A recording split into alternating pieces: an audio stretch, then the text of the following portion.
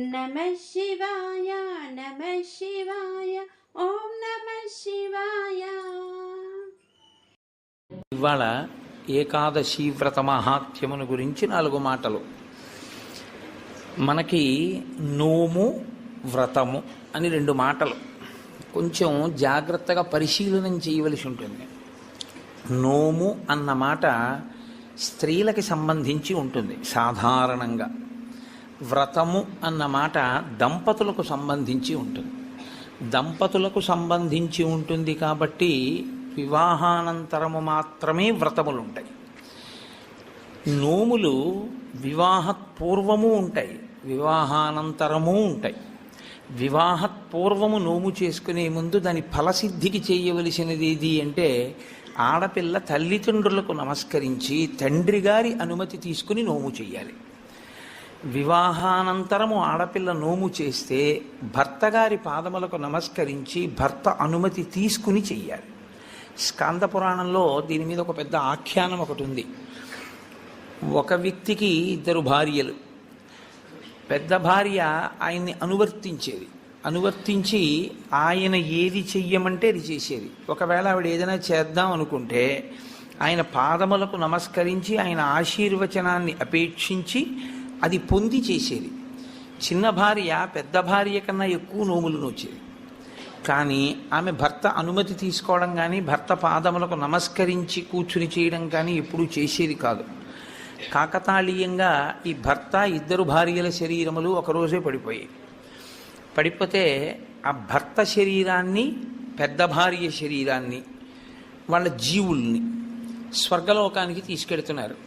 చిన్న భార్య శరీరాన్ని నరకానికి తీసుకెళ్ళారు. జీవుణ్ణి తీసుకెడితే ఆవిడ పరివేదన చెందింది. అదేవిడ పెద్ద ఆవిడ కన్నా నేను చాలా చేశాను, నన్ను నరకానికి తీసుకెడుతున్నారు ఏమిటంది. నువ్వు ఎన్ని చేసినా వ్రతమునకు నోమునకు ఒక ప్రధాన నియమం ఒకటి ఉంది. భర్త అనుమతి లేకుండా భర్తకి నమస్కరించకుండా చెయ్యకూడదు. అలాగే అందుకే కొన్ని వ్రతకల్పములోకి వచ్చినా పక్కన భర్త కూర్చోకపోయినా ఆయన అనుమతితో ఆవిడ చేసింది కాబట్టి నోము వ్రతముగా మారిపోతుంది. వరలక్ష్మి వ్రతము అప్పుడు మరి భర్త పక్కన కూర్చోలేదుగా వరలక్ష్మి వ్రతం చేసేటప్పుడు. అంటే భర్త పాదములకు నమస్కరించి చేసినటువంటి కారణం చేత ఆ నోము వ్రతమే అయిపోతుంది. అది దాని స్వరూపము నోము, కానీ వ్రతంగా ఎప్పుడు మారుతుందంటే భర్త పాదములకు నమస్కరించి. ఎందుకు అలా నియమం పెట్టారు అంటే ఆడదానికి స్వార్థం ఉండదు అని శాస్త్రవాక్కు. వివాహపూర్వము ఆమె ఏది చేసినా మంచి భర్త కొరకు, వివాహానంతరము ఆమె ఏమి చేసినా అత్తమామలు పుట్టింటి వారి యొక్క సౌఖ్యము కొరకు. మరి నీ సౌఖ్యము? నాకు వేరు సౌఖ్యం లేదు, వాళ్ళందరూ సుఖంగా ఉండడమే నా సుఖం అంటుంది. అందుకే ఆడదాని పేరు మీద నెలకి 3 వానలలో 1 వాన. అంత గొప్పది పతివ్రతా ధర్మం. అనసూయమ్మ యొక్క గొప్పతనం అంతా పాతివ్రత్యమే. అటువంటి నోములు కొన్ని, వ్రతములు కొన్ని. వ్రతములు అనేకమైనటువంటి వ్రతములు. మీరు ఆ సిద్ధి విఘ్నేశ్వర వ్రతం దగ్గర నుంచి వరలక్ష్మీ వ్రతం, ఋషి పంచమీ వ్రతం, పౌష్య వ్రతం, ఎన్ని వ్రతాలు ఉంటాయో. ఇన్ని వ్రతాలు చేసేది దీని కొరకు అంటే 1 కామ్యసిద్ధి, 2 చిత్తశుద్ధి. ఏ కోరిక లేకపోతే చిత్తశుద్ధి కొరకు చేసినట్టు, ఏదైనా కోరికతో చేస్తే కామ్యంతో చేసినట్టు. రెండిటినీ అనుగ్రహించగలిగి ఉంటాయి. ఇలా రెండిటిని అనుగ్రహించగలిగినటువంటి వ్రతములు మీరు ఏ కోరిక కోరుకోకపోయినా తప్పకుండా ఇది మాత్రం మీరు చెయ్యండి. చెయ్యడం చేత మీరు ప్రత్యేకంగా కోరకపోయినా మీ మనసులో ఏది ఉంటుందో అది తీరుతుంది అని చెప్తాయి శాస్త్రాలు. నేను మీకు ఒక ఉదాహరణ చెప్పాలంటే, వరలక్ష్మీ వ్రతాన్ని ప్రత్యేకమైన కోరికతో ఎవరు చెయ్యరు. వరలక్ష్మీ వ్రతం చేసేస్తారంతే. ఎందుకు వరలక్ష్మీ వ్రతం చేసేస్తారు అంటే దానికి ఒకటే ఫలితం, భర్త దీర్ఘాయుష్మంతుడవడం, పిల్లలు సుఖంగా ఉండడం. ఈ 2 ప్రత్యేకంగా కోరి వ్రతం ఏ ఆడది చెయ్యదు. ప్రతి ఆడదానికి ఉండే కోరిక ఈ 2. కాబట్టి వరలక్ష్మీ వ్రతం ప్రత్యేకంగా చెయ్యాలా కోరికతో, లేకపోతే ఏ కోరిక లేకపోయినా చెయ్యాలా అంటే ఆ కోరిక నీకు ఎప్పుడూ ఉంటుంది కాబట్టి వరలక్ష్మీ వ్రతం చేయడమే. కానీ వ్రతములలో కన్నిటికీ విలక్షణమైనటువంటి వ్రతం ఏకాదశి వ్రతము ఒక్కటే. ఏకాదశి వ్రతం బ్రహ్మచారి చెయ్యాలి, గృహస్థు చెయ్యాలి, వానప్రస్థు చెయ్యాలి, సన్యాసి చెయ్యాలి, నలుగురు చేస్తారు. పైగా మీకు తిథుల యొక్క నిర్ణయం చేత నైమిత్తికములు అని పిలుస్తారు. తిథులు అన్ని సంప్రదాయముల వాళ్ళు ఆ తిథులు చేయరు. సుబ్రహ్మణ్య షష్ఠి వచ్చిందనుకోండి, వైష్ణవులు చెయ్యాలి అని నియమం ఏం లేదు. అలాగే మహాశివరాత్రి వచ్చిందనుకోండి, వైష్ణవులు చెయ్యాలి అని నియమం ఏం లేదు. ఒక్కొక్కసారి హయగ్రీవ జయంతి అని వచ్చిందనుకోండి, స్మార్తులందరూ చెయ్యాలి అని నియమం ఏం లేదు. విశ్వక్సేన జయంతి అని వచ్చిందనుకోండి, అందరూ స్మార్తులు చెయ్యరు.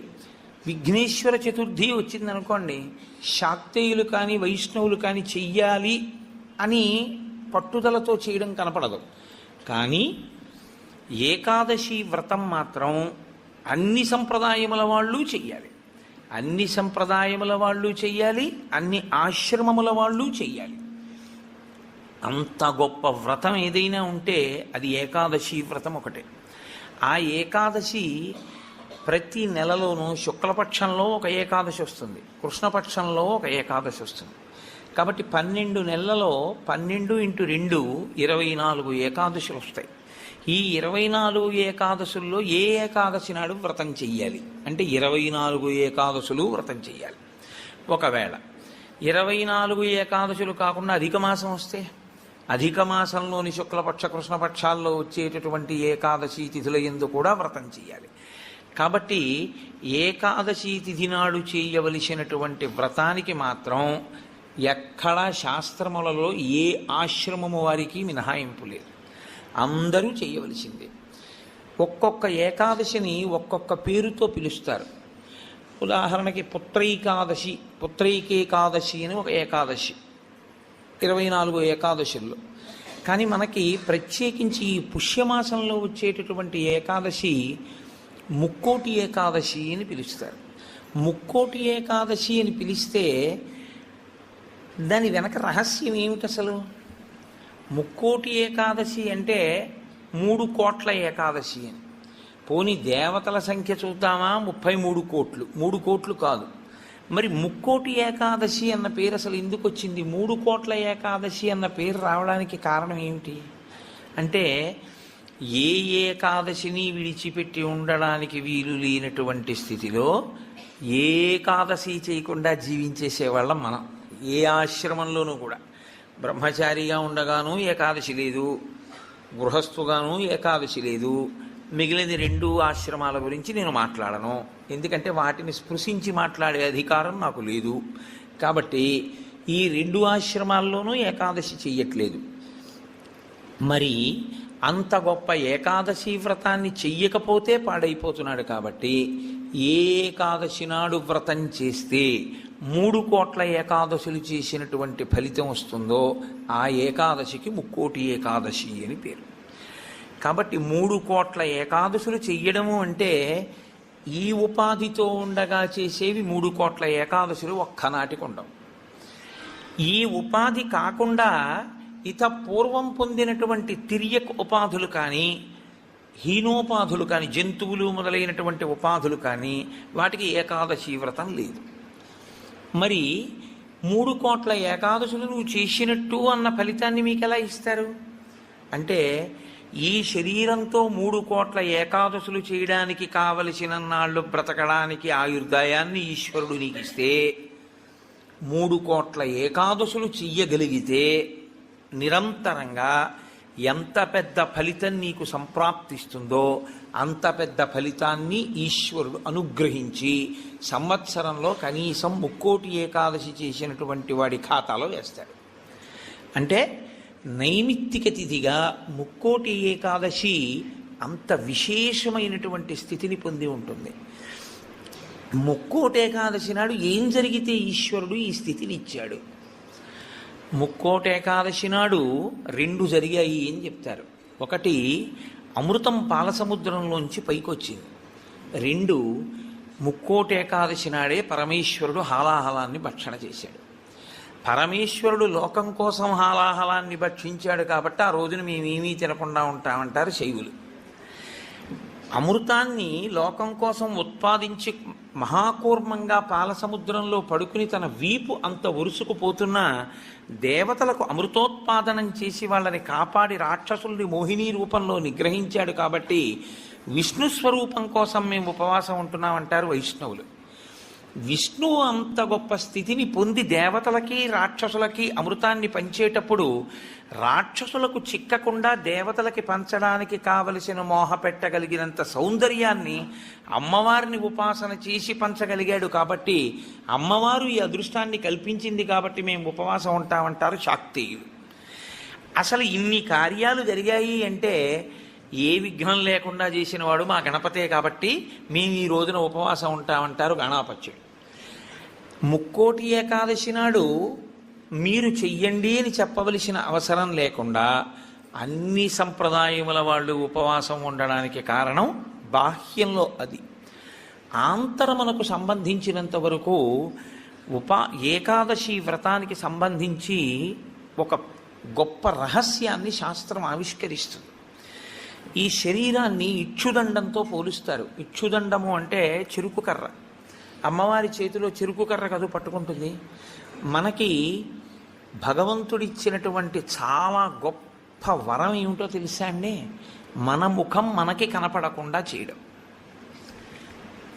ఒక్క సెల్ ఫోన్ దొరికితేనే వాడు మైమరిచిపోయి 2 వీలర్ మీద సెల్ ఫోన్ చెవి దగ్గర పెట్టుకుని యాక్సిడెంట్లు చేస్తున్నాడు. ఎవడి ముఖం వాడికి కనపడింది అనుకోండి, ఇంకా ఇతరాలు ఎందుకు చూస్తాడు? వాడి ముఖం వాడు చూసుకుంటూ కూర్చుంటాడు. అద్దం దొరికింది అనుకోండి, ఎందుకంత సంతోషం? ఎవడికి వాడంత అందగాడు వాడికి లేడు. ఆ అద్దం చూసుకుంటూ మురిసిపోతుంటాడు పసిపిల్లల దగ్గర నుంచి. తన స్వరూపము, స్వ అన్న మాట వాడడం కూడా మంచిది కాదు. ఎందుకంటే శంకరాచార్యులు వారు స్వరూప అన్న మాటని వేరొక చోట వాడతారు. స్వరూపానుసంధానం భక్తిరుత్యభిధీయతే అంటారు. అందుకని తన రూపాన్ని తాను చూసుకుని మురిసిపోవడానికి ఉపకరణము దర్పణము, అద్దము.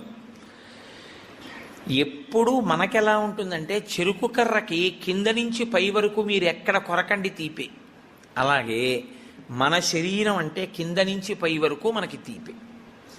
ఈ శరీరంలో అబ్బాయి బొట్టు పెట్టుకోరా అన్నారనుకోండి, వాడికి బొట్టు పెట్టుకోవడానికి చిన్నతనం. బొట్టు పెట్టుకుంటే వాడి అందం అంతా ఏదో పాడైపోతుందని వాడికి ఒక భ్రాంతి.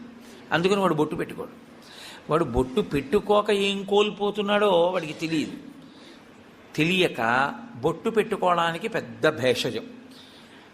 నిజంగా నువ్వు పెట్టుకున్న బొట్టు నీకు సాంప్రదాయికమైన సౌందర్యాన్ని, ఎంత సౌందర్యాన్ని తీసుకొస్తుందో నీకు తెలియదు. ఈశ్వరుడు పుట్టుమచ్చ తీసుకొచ్చి పెట్టుంటే ఏం చేస్తావు? పెట్టుకోరా అన్న బొట్టు మాత్రం పెట్టుకోవడానికి మనకు అంత కష్టం ఎందుకని? అయ్యి బాబోయ్, ఈ శరీరం యొక్క అందం ఏమైపోతుందో అని. కానీ శాస్త్రం అంటుంది అసలు 84 లక్షల జీవరాశులలో ఈశ్వర పథంలో నడవడానికి అనువైనటువంటి ఉపాధి ఒక్క మనుష్య ఉపాధి మాత్రమే. ఏకాదశి వ్రతం జంతువుకుందా? లేదు, మనుష్యునికే ఉంది. భగవన్నామం చెప్పగలిగినటువంటి అదృష్టం ఇతర ప్రాణికుందా? ఒక్క మనుష్యుడికి ఉంది. భగవత్ పూజ చేసేటటువంటి అదృష్టం ఇతర ప్రాణికుందా? ఒక్క మనుష్యునికే ఉంది.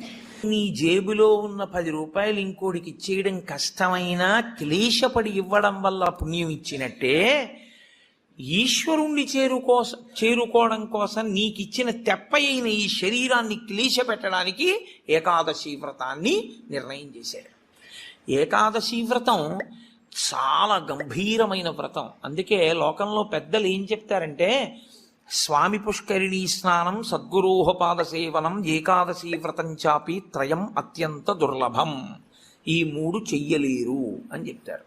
ఎందుకు చెయ్యలేరు? స్వామి పుష్కరిణీ స్నానం, అక్కడికి వెడతాడు, ఆనందనయం చుట్టూ 100 మార్లు తిరుగుతాడు, కానీ పుష్కరిణిలో స్నానం చేద్దామన్న ఊహ వాడికి రానేరాదు. సద్గురోహ పాదసేవనం, సద్గురువు పాదములు పట్టుకునే అవకాశం ఇవ్వడు. ఎందుకు ఇవ్వడు? ఒక్కటే కారణం, నాకు అసలు కాళ్ళ నొప్పులే ఉండవంటాడు. ఆయన అసలు కాళ్ళు పట్టించుకోవడం ఆయన జన్మాంతరంలో ఆయన చేయడు. కాబట్టి అసలు గురువుగారి కాళ్ళు బట్టి అదృష్టం నీకు ఎప్పుడు వస్తుంది? నువ్వు ఆయన కాళ్ళు నిప్పిడితే కదా నువ్వు వీళ్ళు పట్టుకోవడానికి. కాబట్టి ఆయన కాళ్ళు పట్టుకునే అదృష్టం ఉండదు. సద్గురోహ పాదసేవనం. ఏకాదశి వ్రతంచాపి, ఏకాదశి వ్రతము చెయ్యలేడు. ఎందుకు చెయ్యలేడో తెలుసా అండి? మీరు అంగీకరించినా అంగీకరించకపోయినా శాస్త్రీయమైన వేదప్రోక్తమైన ఋషిప్రోక్తమైన ఒక పెద్ద రహస్యాన్ని మీకు ఇప్పుడు చెప్తా. ఏకాదశి వ్రతం ఎందుకు కష్టం? మీ అబ్బాయికి ఉద్యోగం వస్తుంది, సత్యనారాయణ వ్రతం చేయి, చేస్తాడు. మీ అమ్మాయికి పెళ్ళి అవుతుంది, ఈ వ్రతం చేయి, చేస్తారు. నువ్వు చచ్చిపోయేటప్పుడు ఈశ్వరుడు గుర్తొస్తాడు, చచ్చిపోయేటప్పుడు ఎలా ఉంటుందో అలా ఊహించుకుని ఈ వ్రతం చేయి అంటే ఇప్పుడు వద్దులేండి తర్వాత చేస్తానంటే కదండి. ఏకాదశి వ్రతం నిజానికి అంతే. ఏకాదశి వ్రతం ఎందుకు చేయిస్తారో తెలుసా అండి? ఉపవాసం, అన్నం తినకూడదు. అన్నం తినకపోవడం కాదు, అన్నాన్ని పచనం చెయ్యడానికి కావలసిన సంభారములను స్పృశించి పచన ప్రయత్నమునందు నిమగ్నము కాకూడదు. అంటే ఏకాదశి నాడు ఉపవాసం ఉండి ద్వాదశి నాడు కాకరకాయ పులుసు పెట్టి వండుకుందామా, వేపుడు చేసుకుందామా అని ఆలోచించకూడదు. ద్వాదశి పాలన కోసం ఏకాదశి నాడు కాయగూరలు తరుక్కోకూడదు. ద్వాదశి నాటికి పనికొస్తుందని ఇవాళ పప్పు నానపోయకూడదు. అంటే అసలు మీ శరీరమును పోషించుకోవడానికి కావలసిన ఏ పనిని ఏకాదశి నాడు చేయకూడదు. మరి ఇంక ఏకాదశి నాడు ఏం చేయాలి? అసలు చాలా నిష్కర్షగా మాట్లాడితే నిర్జలోపవాసం, ముక్కోటి ఏకాదశి. నీటిని త్రాగకూడదు, ఉమ్ము మింగకూడదు. ఈ నిర్జలోపవాసం ఎందుకు చేయిస్తారో తెలుసా అండి? పిచ్చాడా, మనుష్యులలో 199 మంది తెలిసే వెళ్ళిపోతారు. అకస్మాత్తుగా అనాయాసంగా వెళ్ళడం మహాదృష్టవంతులకి తప్ప జరగదు. నాకు కాకినాడలో మొన్న తెలుసున్నవారు ఒకరు ఏదో అట్టేస్తానని కూతురికి ఏమిటో మంటగా ఉండు అని వెళ్ళి మొక్కలకి నీళ్లు పోసి పడుకుని ఏదో చెప్తూ ఇలా అలా ఉండిపోయింది. అంతే. ఏమైందంటే వెళ్ళిపోయింది, అంతే, ప్రాణోత్క్రమణం అయిపోయింది. అది అందరికీ పట్టే భాగ్యం కాదు, చాలా కష్టం, అలా వెళ్ళరు. సాధారణంగా 199 మంది వెళ్ళే మార్గం ఏమిటంటే రెండిటిని ఎండగట్టి పంపుతారు. ఒకటి నీరివ్వరు, 2 అన్నం పెట్టరు. ఎందుకని అంటారేమో, తీసుకెళ్ళి ఎక్కడ పడుకోబెడతారు ఇంటెన్సివ్ కేర్ యూనిట్లో. వాడి కర్మ అంతా ఎక్కడొస్తుందంటే ఇక్కడ ఒక గొట్టం పెడతారు, ఇందులోంచి ఏం పోయిరు, ఇందులోంచి ఎక్కిస్తారు. దీంతో ఏం తాకూడదండి అంటారు, దీంతో ఏమీ తినకూడదండి అంటారు. ఇందులోంచి వెళ్ళిందే ఆహారం, ఇందులోంచి వెళ్ళిందే పానీయం. ఫోన్లేండి, ఇప్పుడు మాకు వచ్చిన నష్టం ఏమిటి, ఏదో ఒకటి ఎక్కుతోందిగా చచ్చిపోంగా అంటారేమో.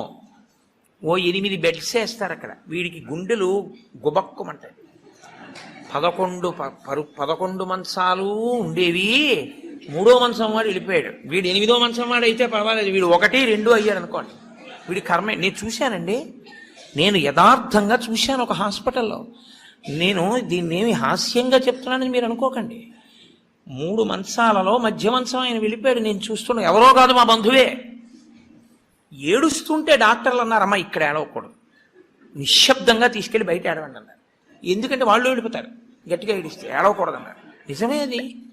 వాళ్ళు అప్పటికే, నేను వెళ్ళిపోయిన వాడిని చూడటం లేదు, 1, 3 మంచాల వాళ్ళని చూస్తున్నాను. వాళ్ళు వీడు వెళ్ళిన మార్గం మూసుకుపోవుగాక అని వాళ్ళిద్దరు అలా చూస్తున్నారు. వీడు అదే వ్యాధితో జాయిన్ అయిన వాడికి ఎంత భయంగా ఉంటుందండి. గబాలను ఓ గోనుగుడలో బారేసి దగ్గర చేసి పట్టుకెళ్ళిపోతున్నారు బయటికి. పట్టుకెళ్ళిపోతుంటే ఆ బయటికి తీసుకెళ్ళిన తర్వాత ఇలా కిటికీలోంచి చూస్తే ఏం చేస్తున్నారో అన్నీ కనపడుతున్నాయి. కనపడుతుంటే వీడికి ఎలా ఉంటుంది, వీడి పరిస్థితి ఎలా ఉంటుంది? నాన్న రామకృష్ణ అనుకో, ఇప్పుడు అంటే నీ మొహం ఇట్లా ఎక్కడంటానంట. తినలేడు, తాగలేడు, బయటికి వెళ్ళలేడు, తింటే తప్ప తాగితే తప్ప నిద్ర పట్టడం అలవాటుగా చేసుకుని ఉన్నవాడు. కడుపు నిండా తింటే కనుబడిపోతుంది. అందుకని రాత్రి అయ్యేటప్పటికీ బాగా తినేసి పడుకోవడం, నిద్రైపోవడం, మళ్ళీ లేవడం, మళ్ళీ తింటూ ఉండడం, ఇది అలవాటు అయిపోయింది చాలా కాలంగా. ఇప్పుడు కాదు, కోట్ల జన్మలుగా జీవుడు అలవాటు చేసుకున్నాడు దీన్ని. ఇప్పుడు తినకుండా తాగకుండా ఈశ్వరుణ్ణి నామం కూడా చెప్పు, ఇంతకన్నా క్లేశం ఇంకోటి ఏముంటుందండి? తినద్దంటే క్లేశం, తాగద్దంటే క్లేశం. పోని తినద్దు తాగండవు, తాగద్దు తినండవు. తినద్దు తాగద్దని ఊరుకోడు, భగవన్నామని చెప్పమంటాడు. తినద్దనేటప్పటికే ఏమవుతుందంటే ఏకాదశి నాడు ఉపవాసం చేయండి అన్నాను అనుకోండి, ఇంకో దోషి ఇవాళ తినేద్దామంటే రేపంతా ఉపవాసం అంటే. కాబట్టి తినద్దు అంటే భయం, తాగద్దు అంటే భయం. తినద్దు తాగద్దు అని ఊరుకోరు. భగవన్నామం చెప్పేటప్పుడు మనసును అలా ఈశ్వరుని యందు నిలబెట్టు అంటారు. ఇప్పుడు ఈ మూడు సాధించడం మీ పిల్లల కోసం కాదు, మీ భర్త కోసం కాదు, భార్య కోసం కాదు. ఎవరి కోసం? ఎవరికి వారి కోసం. ప్రతి పక్షంలోనూ ఒకసారి ఈ ఎక్సర్సైజ్ చేస్తే, ఈ వ్యాయామం చేస్తే, రిహార్సల్ అని ఒకటి ఉంటుంది. అంటే చూడండి, ఒక నృత్య ప్రదర్శన చేసేవాళ్ళు 10 మాటలు బయట వేసుకుంటారు. ఒకసారి ఇలా వేద్దాం ఇలా వేద్దాం, దాన్ని తీసుకొచ్చి చిట్ట చివర ఒకసారి రంగస్థలం మీద వేసేస్తారు. అలాగే ప్రతి పక్షంలోనూ ఒకసారి రిహార్సల్ వేస్తాడు. వెళ్ళిపోయేటటువంటి పద్ధతిని ఊహ చేస్తాడు. ఏమీ తినడం, ఏమీ తాగడం, ఈశ్వరుణ్ణే స్మరిస్తూ ఉంటాడు. ఇప్పుడు ఇది క్లేశపడిపోతూ ఉంటుంది. మనసుని మాత్రం ఈశ్వరుని ఎందే పెట్టుంచుతాడు. ఇది బాగా అలవాటైపోయింది. ఆ రోజు వచ్చేసింది. తినకూడదు, తాగకూడదు, ఈశ్వరుడి మీద మనసు పెట్టాలి. అభ్యాసం కూసు విద్య కదూ, నిలబెట్టేస్తాడు. నిలబెట్టేస్తే ఏమయ్యాడు? ఆఖరి ఊపిరిలో కూడా ఆయన పేరు చెప్తూ వెళ్ళిపోతాడు. మరి డాక్టర్లు ఉన్నారు కదండి అని మీరు అనొచ్చు. 1,000,000 మంది వైద్యులు కూడి వచ్చినా కానీ మరణమయ్యేది వ్యాధి మాన్పలేరు.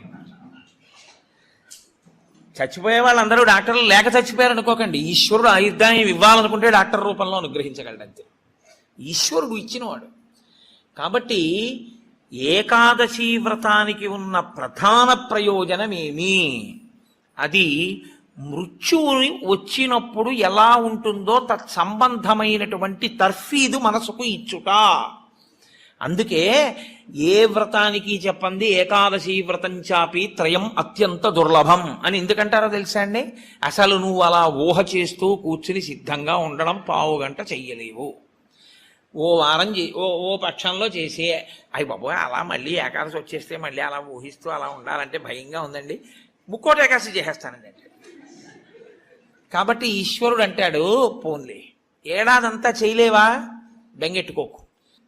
మీరు ఉపవాసం చేసేటప్పుడు పండు కాని, కాయ కాని, అథవా కాసిన పాలు కాని తాగితే ఉపద్రవం ఏం రాదు. దానికి దోషం పట్టదు శాస్త్రం. ఎందుకంటే శాస్త్రం ఉపవాసం మీద చర్చ చేస్తుంది. ఉపనిషత్తుల్లో ఆ విషయం ఉంది, వేదంలో ఆ విషయం ఉంది. ఎప్పుడెప్పుడు ఉపవాసం ఎలా చెయ్యాలి అన్నది ఉంది. ఆదివారం నాడు కానీ, పౌర్ణమి నాడు కానీ, అమావాస్య నాడు కానీ రాత్రి ఉపవాసం మాత్రమే చెయ్యాలి. పగటిపూట ఉపవాసం చేయకూడదు. ఆదివారం నాడు రాత్రి ఏమీ తినకూడదు. పౌర్ణమి నాడు రాత్రి ఏమీ తినకూడదు. అమావాస్య నాడు రాత్రి ఏమీ తినకూడదు. ఆ ఉపవాస నియమం అక్కడ వరకే. పగటిపూట మీరు భోజనం చేసినా పలహారం చేసినా శాస్త్రం అడ్డురాలు. సాధారణంగా శాస్త్రం ఏం చెప్తుందంటే 2 పర్యాయములు తీసుకోమని చెప్తుంది. 2 పర్యాయములు తీసుకోవచ్చు. కానీ ఇక రాత్రి వేళ తినకూడదు. అష్టమి తిథి, చతుర్దశి తిథి, ఈ 2 తిథుల్లో పగటి వేళ తినకూడదు, రాత్రి వేళ తినాలి.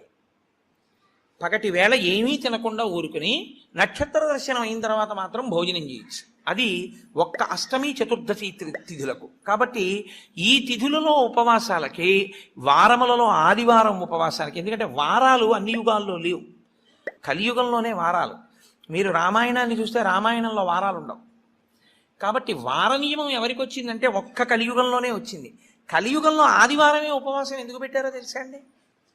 ఆరోగ్యం భాస్కరాది చేత్. ఆరోగ్యము సూర్యభగవానుడి యొక్క అనుగ్రహంతో నిలబడుతుంది. సూర్యభగవానుడు అధిదేవతగా కలిగినటువంటి రోజు, ఆయన యొక్క తేజస్సు ఎక్కువగా పరిపుష్టమయ్యే రోజు భానువారము, ఆదివారం. అటువంటి సూర్యభగవానుని యొక్క అనుగ్రహం కలగాలి అంటే ఆదివారం నాడు ఉపవసించాలి.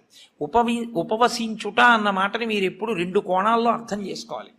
2 కోణాల్లో అర్థం చేసుకోవడం అంటే కడుపు ఖాళీ అయిన తరువాత మళ్ళీ వేయకుండుట. శరీరానికి ఆరోగ్యం ఎప్పుడు డాక్టర్ దగ్గరికి వెళ్లకుండా ఉండడానికి 3 ఉన్నవాడు వెళ్ళడు అని ఆయుర్వేదం చెప్తుంది. ఎవరు వెళ్ళడు అంటే కడుపులో వేసిన పదార్థమంతా ఖాళీ అయ్యే వరకు మళ్ళీ వెయ్యనివాడు. కడుపులో పదార్థం వేశారనుకోండి, అది పూర్తిగా పచనం అయిపోయి కడుపు ఖాళీ అయింది, అప్పటి వరకు వేడు మళ్ళీ. అలా వెయ్యని వాడెవడో వాడు వైద్య దర్శనం చెయ్యడు. ఎడం పక్కకి తిరిగి ఎడమ చేతిని తల కింద పెట్టుకుని గుండెలు పరుపుకో బొంతకో తగిలేట్టుగా పడుకున్నవాడు వైద్యుణ్ణి చూడడు. 3, ప్రతిరోజు రాత్రి తాంబూల చర్వణం చేస్తూ కొంచెం సేపు నడిచి పడుకునేవాడు వైద్యుణ్ణి చూడడు.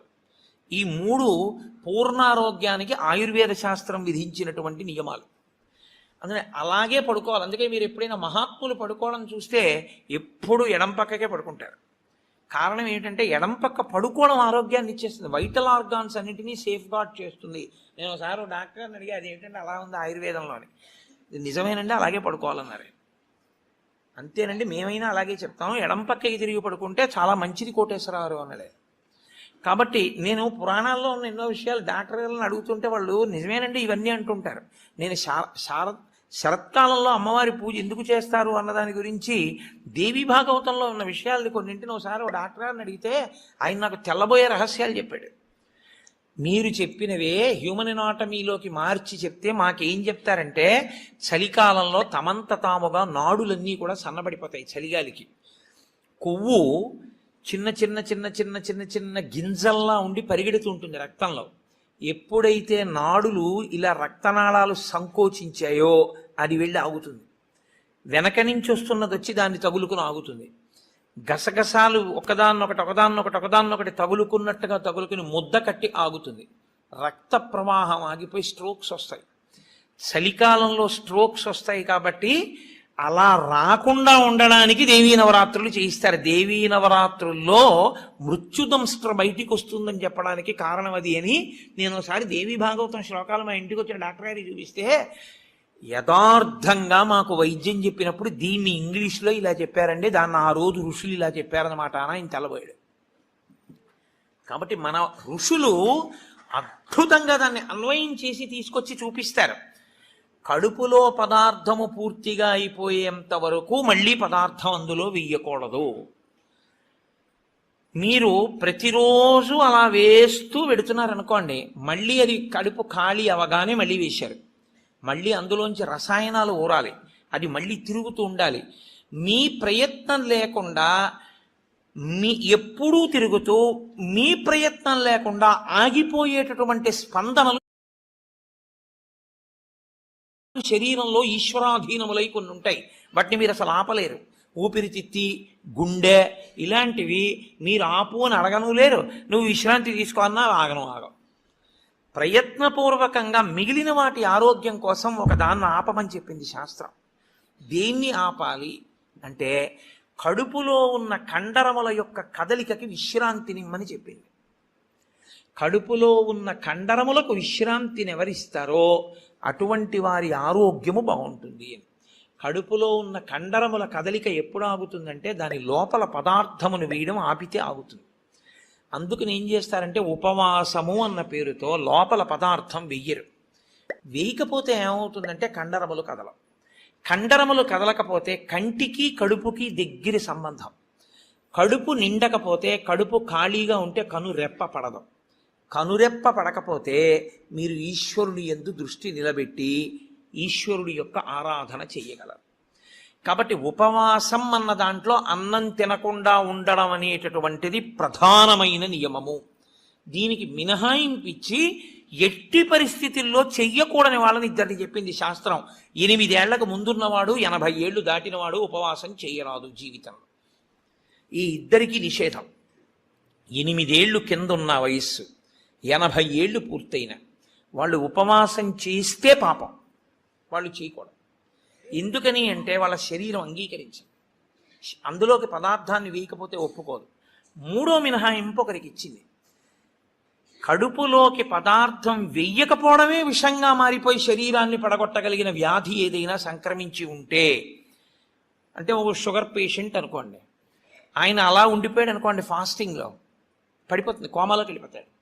అప్పుడు ఆయన పదార్థాన్ని శరీరం నిలబెట్టుకోవడానికి కావలసినంత పదార్థాన్ని లోపలికి పంపినా ఆయన ఉపవాసం చేసినవాడే. శాస్త్రము ఫాస్టింగ్లో పడిపోతుంది, కోమాలోకి వెళ్ళిపోతాడు. అప్పుడు ఆయన పదార్థాన్ని శరీరం నిలబెట్టుకోవడానికి కావలసినంత పదార్థాన్ని లోపలికి పంపినా ఆయన ఉపవాసం చేసినవాడే. మీరు ఎప్పుడూ ఒకటి గుర్తుపెట్టుకోవాలి, శాస్త్రం ఎప్పుడు మాట్లాడినా చాలా ఉదారంగా మాట్లాడుతుంది. శాస్త్రము కఠినంగా అసలు ఎప్పుడు ప్రవర్తించదు. అలా చెయ్యలేరు మీరు, నిజంగా చాలా కష్టం. కాబట్టి 8 సంవత్సరముల లోపు వాళ్ళు 80 సంవత్సరములు దాటిన వారు ఉపవాసమును చేయరాదు. ఉపవాసమును చేయరాదు అంటే పదార్థమును విసర్జించి ఉండరాదు. కాబట్టి ఉపవాసము అన్న మాటలో మీ కడుపు కండరములు కదలకుండా విశ్రాంతి ఇచ్చుట అన్నది ప్రధాన ప్రక్రియ.